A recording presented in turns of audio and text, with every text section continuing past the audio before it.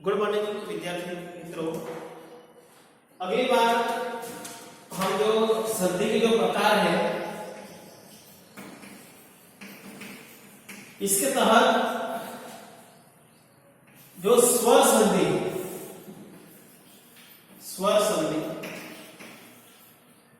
उसकी हम चर्चा कर चुके हैं।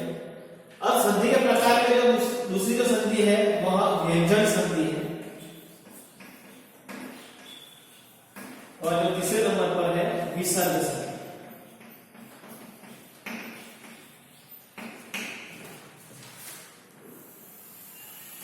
तो आज मैं आपके समक्ष जो व्यंजन संधि के जो नियम है उस नियम को मैं आपके समक्ष रखूंगा। तो दूसरे नंबर पर है व्यंजन संधि।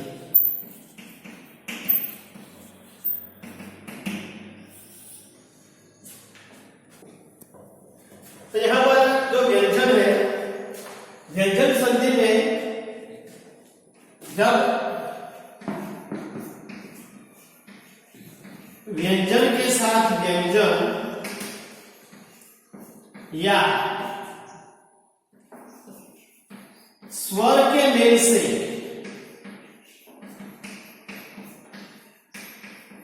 शब्द में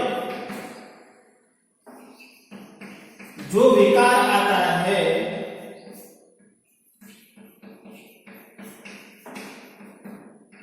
उसे व्यंजन संधि कहते हैं। जैसे उदाहरण के रूप में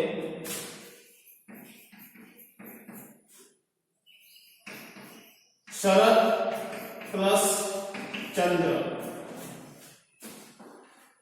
तो ये जो संधि का विच्छेद किया गया है या संधि को छोड़ी गई है, इसमें जो प्रथम है इसमें अस्वर है और दूसरे शब्द में च व्यंजन है। जब स्वर के साथ मतलब क के बाद कोई व्यंजन आता है तो त का द बन जाता है। तो इस शब्द की जब हम संधि जोड़ेंगे तो शब्द बनेगा शरद चंद्र। तो यहां पर जो द है वो ट का द बन गया। तो इसमें व्यंजन संधि में व्यंजन के साथ व्यंजन आते हैं और स्वर जुड़ जाता है और इससे जो शब्द में जो विकार मतलब परिवर्तन जो आता है इसे व्यंजन संधि है। अब हिंदी के जो व्यंजन है उस व्यंजन के बारे में भी हमें जानकारी होनी चाहिए। तो यहां पर मैं हिंदी के व्यंजन लिखता हूं, जैसे क, ख, ग, ग, अंग, च, छ, ज, ज, य, ट, थ, ड, ढ, न, त, थ, द, ध, न, प, फ, ब, भ, म,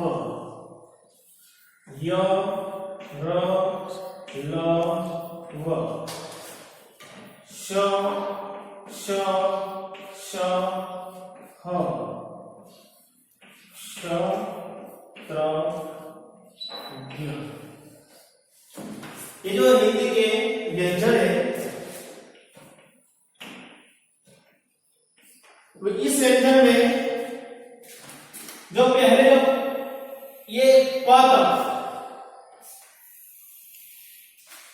क, च, त, त, प ये व्यंजन के वर्ग है।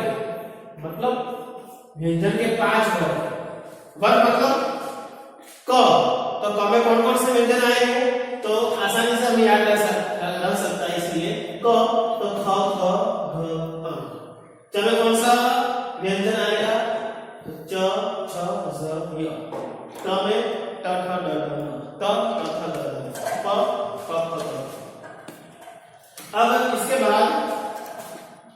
तो प्रत्येक वर्ण का तीसरा, चौथा और पांचवा अक्षर घोष व्यंजन होता है। घोष व्यंजन मतलब इसको बोलने में सरलता रहती है, ये बोलने में मृदु है। जैसे घ घ झ झ य ट ठ ण, तो ये घोष व्यंजन है, बोलने में मृदु लगते हैं इसीलिए। बाकी के अंतिम जो प्रत्येक वर्ग का जो पांचवा अक्षर है वह अनुनासिक, अनुनासिक व्यंजन। अनुनासिक मतलब ये जितने भी व्यंजन है, अंग, य, ण, न, व, उसका उच्चारण नाक से होता है, इसलिए इस व्यंजन को हम अनुनासिक व्यंजन कहते हैं। इसके बाद जो वर्ग है, प्रत्येक वर्ग और जो दूसरे नंबर का जो अक्षर है इसी को कहा जाता है अघोष व्यंजन। मतलब ये जो व्यंजन का जब उच्चारण करेंगे क, ख, च, छ, तो ये थोड़ा कठोर है, मतलब इसको बोलने में थोड़ा बल देना पड़ता है। अब है य, र, ल, ये जो है अंतस्थ व्यंजन, मतलब हमारा जो उच्चारण स्थान है वो उच्चारण स्थान में जो अंतिम जगह है अंत, यहां से बोला जाता है जैसे य, र, ल, व, तो उसका जो उच्चारण है वो अंतस्थ मतलब उच्चारण स्थान के अंत से निकलता है। इसके बाद श, श, श और ह, ये ऊष्मा व्यंजन है। ऊष्मा व्यंजन मतलब इसके उच्चारण में हमें ज्यादा सांस लेनी पड़ती है, तभी हम श, स, स और ख को निकालें। तो ये पूरे व्यंजन की स्थिति है, मतलब हिंदी के व्यंजन, उसके वर्ग, घोष व्यंजन, अघोष व्यंजन, अनुनासिक, अंतस्थ, ऊष्म। क्योंकि संधि के जो व्यंजन के नियम है, उस व्यंजन के नियम में हमें जो उनकी जो अल्फाबेट है, जो व्यंजन है, जो कंसोनेंट्स है, उसकी स्थिति को हमें जान लेना चाहिए ताकि हम आसानी से व्यंजन संधि के नियम समझ सकते हैं। तो ये जो व्यंजन है उस व्यंजन की यहाँ पर मैंने डिटेल में बताया कि ये घोष व्यंजन है या अघोष व्यंजन है। तो इससे हम जो व्यंजन संधि के नियम है उस नियम को ठीक तरह से समझ सकते हैं। व्यंजन संधि का जो प्रथम नियम है कि प्रत्येक वर्ग के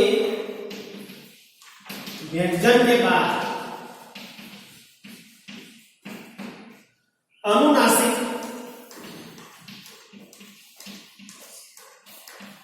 व्यंजन को छोड़कर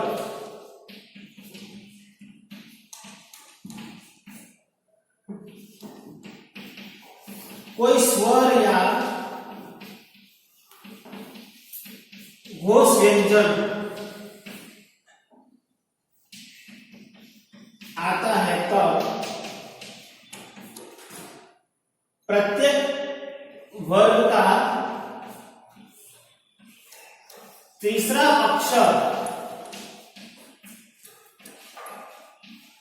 लिखा जाता है। मतलब यहां पर जो वर्ग लिखे हैं क, च, ट, त, प, इसके तीसरे नंबर का भ, झ, ड, द, ब बन जाता है। जैसे उदाहरण के रूप में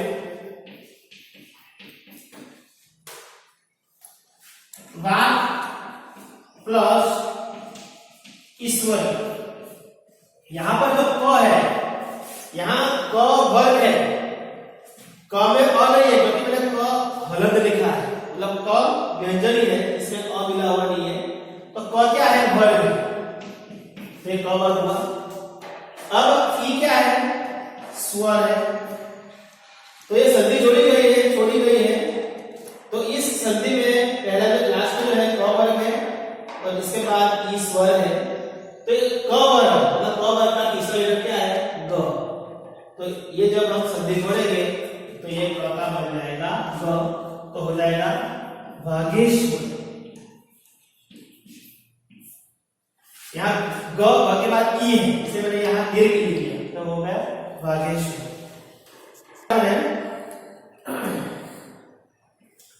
सप प्लस आनंद। तो ये त वर्ग है और ये जो है वो स्वर है। तो इसमें हम देख सकते हैं कि जो ये संधि छोड़ी गई है इसमें त वर्ग है। तो त वर्ग आया तो त वर्ग का तीसरा लेटर है द। तो इसमें त का ग बन जाएगा और ये संधि जोड़ेंगे तो ये शब्द में विकार आएगा सदानंद, मतलब ये सदानंद बन जाएगा। इसका अतिरिक्त तीसरा उदाहरण है जैसे अप प्लस ज। यहां पर जो ये प है वो वर्ग है और ये ज है वो घोष व्यंजन है। जैसे यहां पर ज है वो घोष व्यंजन है। तो यहां पर जो प है तो प वर्ग का तीसरा अक्षर मतलब ब है। तो यहां प का ब बन जाता है जैसे अब।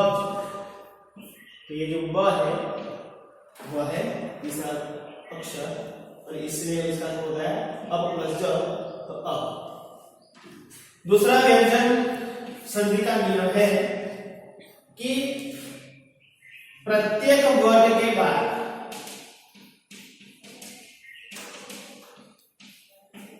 कोई अनुनासिक व्यंजन आता है। अनुनासिक व्यंजन। तो यहां पर जो वर्ग है उसी वर्ग का पांचवा अक्षर आएगा। कौन सा आएगा? पांचवा अक्षर।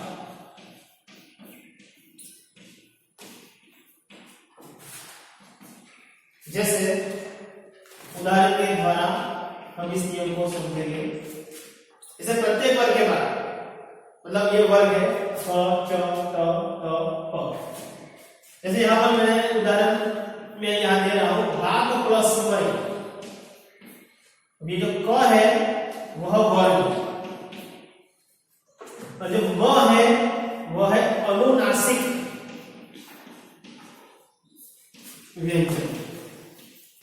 ये जो अनुनासिक है अंग य न न तो ये म है वो अनुनासिक। हमारा नियम क्या है कि जो वर्ग आया क उसी का पांचवा अक्षर हो जाए। तो यहां पर जो क वर्ग है उसका पांचवा अक्षर क्या है? अंग है। तो यहां पर जो ये जो संधि छोड़ी गई है यदि हम उसको जोड़ेंगे तो ये शब्द बन जाएगा वांग्मय। यहां पर क वर्ग है और क वर्ग का पांचवा जो अक्षर आता है वो अंग है, इसलिए ये शब्द बन गया वांग्मय। दूसरा उदाहरण है जगत प्लस नाथ। यहां जो है तो वर्ग है और न है वो अनुनासिक व्यंजन। तो अब त के स्थान पर त वर्ग का पांचवा अक्षर है न। तो यहां पर त के स्थान पर न आ जाएगा और शब्द हम जो संधि जोड़ेंगे तो इस तरह होगी जगन्नाथ। संधि का स्वर मतलब व्यंजन संधि का तीसरा नियम है कि त के बाद कोई स्वर या घोष व्यंजन या य र व आता है तब ये त का द बन जाता है।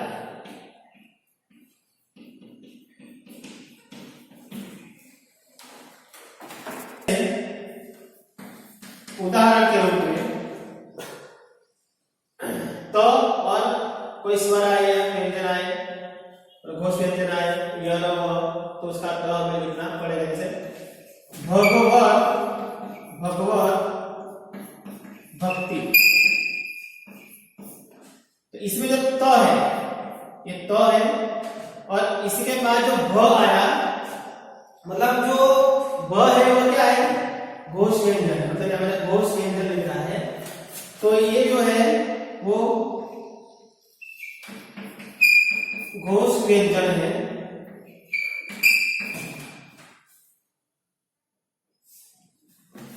तो का क्या बन जाएगा, द बन जाएगा। तो ये जो संधि है उस संधि को जोड़ेंगे तो शब्द बन जाएगा भगवत भक्ति। तो यहाँ पर तो है, तो का द बन रहा है क्योंकि ये जो भ है वो घोष व्यंजन आया है इसलिए।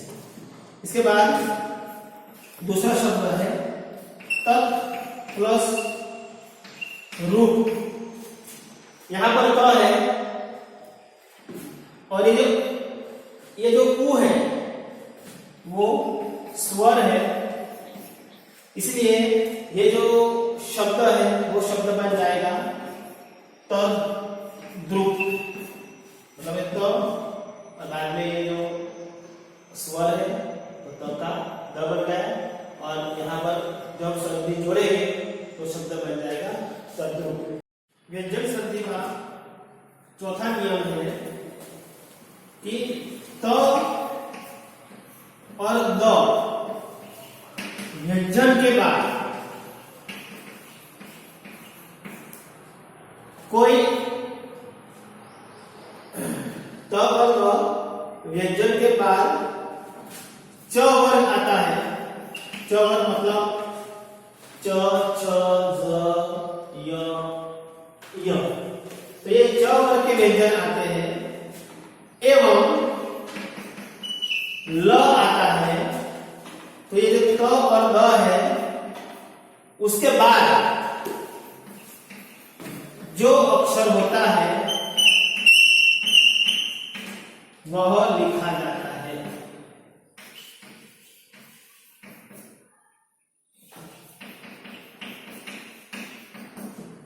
जैसे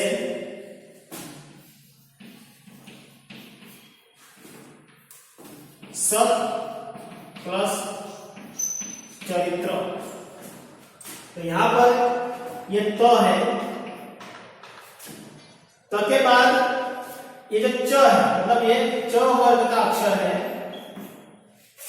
तो ये जो संधि छोड़ी गई है, अब उस संधि को हम जोड़ेंगे तो त का बन जाएगा द, सॉरी, त के बाद जो वर्ण आया है, जो अक्षर आया है, उसी को हम दोबारा लिखेंगे तो ये शब्द बन जाएगा सच्चरित्र। तो यहाँ ये च है वह च बन गया। इसके बाद दूसरा उदाहरण है, जैसे विपद प्लस जाल। तो यहाँ पर ये द है, तो द के बाद जो ज आया तो उसी को हम लिखेंगे, जब संधि जोड़ेंगे तब तो शब्द बन जाएगा विपद ज्वाल। तो इस तरह इन नियम है द और द का। पांचवा नियम है कि त द व्यंजन के बाद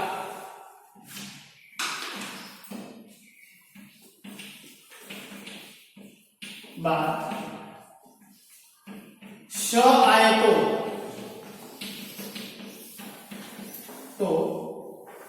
त और द का च बन जाता है, और ये श का छ बन जाता है।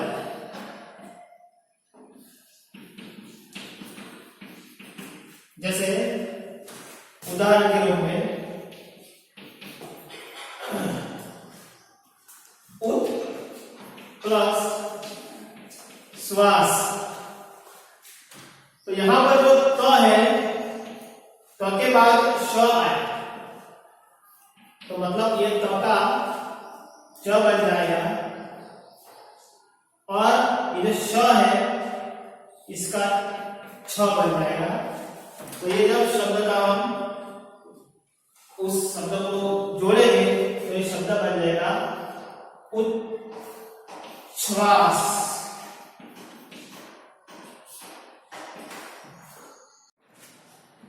व्यंजन संधि का छठा नियम है कि छ के बाद, छ के पहले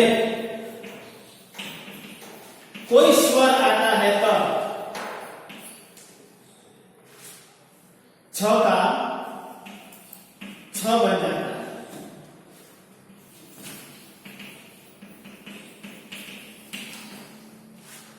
जैसे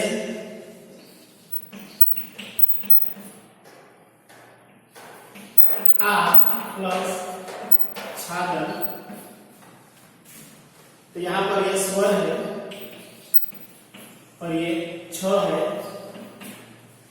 तो ये जब हम संधि जोड़ेंगे तो शब्द बन जाएगा अच्छा। संधि का सातवां नियम है कि म के बाद कोई व्यंजन आए तब म का अनुस्वार हो जाता है। जैसे अलम प्लस का, यहां पर म आया है तो इसके बाद ये जो क व्यंजन है तो हम जब संधि जोड़ेंगे तो म का अनुस्वार बन जाएगा, तो शब्द बनेगा अलंकार। व्यंजन संधि का आठवां नियम है कि म के बाद, म व्यंजन के बाद कोई ऊष्म व्यंजन है या अंतस्थ व्यंजन है,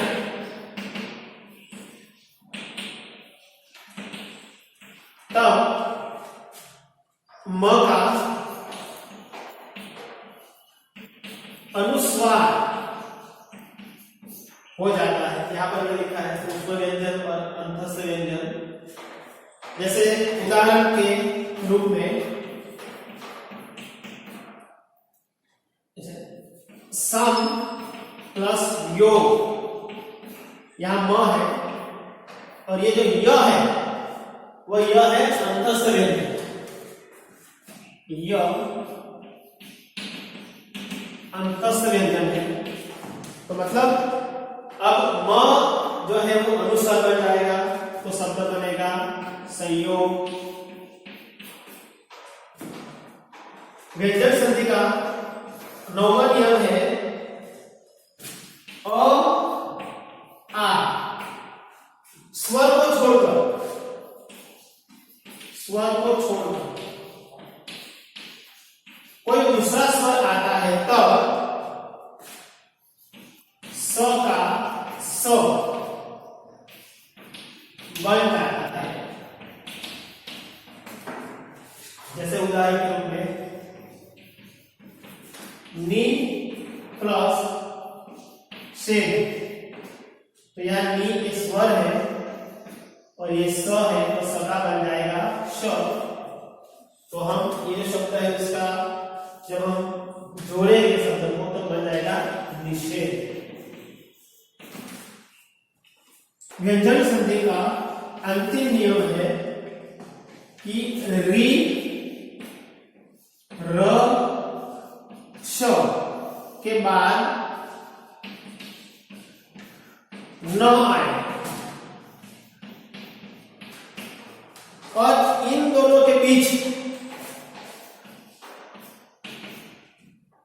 स्वर कवर, मतलब कवर मतलब कवर के व्यंजन, कवर अ वर्ग के व्यंजन और य, र और ह, य, व और ह आए तो ये जो न है उसका अन बन जाता है। जैसे उदाहरण के रूप में भर प्लस अन, यहां र आया और र के बाद ये जो न है वो न आया है और ये दोनों के बीच, इन दोनों के बीच ये स्वर आया है। तो ये जब शब्द को हम जोड़ेंगे तो बन जाएगा भरोन, ये न का बन जाएगा अन। दूसरा शब्द है भूष प्लस अन, तो ये शब्द का, इस शब्द को हम जोड़ेंगे तो बनेगा भूषण। तो इस तरह व्यंजन संधि के जो कुल मिलाकर 10 नियम है, यदि आप इस नियम को ध्यान से पढ़ेंगे और जो ये व्यंजन मैंने जो लिखा है उस व्यंजन को आपकी तरह से समझो, स्वर को मैंने जो लिखा है उस स्वर को आपकी तरह समझोगे तो ये जो व्यंजन संधि में जो संधि जोड़ना और संधि छोड़ना ये जो प्रश्न आता है वो आसानी से आप लिख सकते हैं।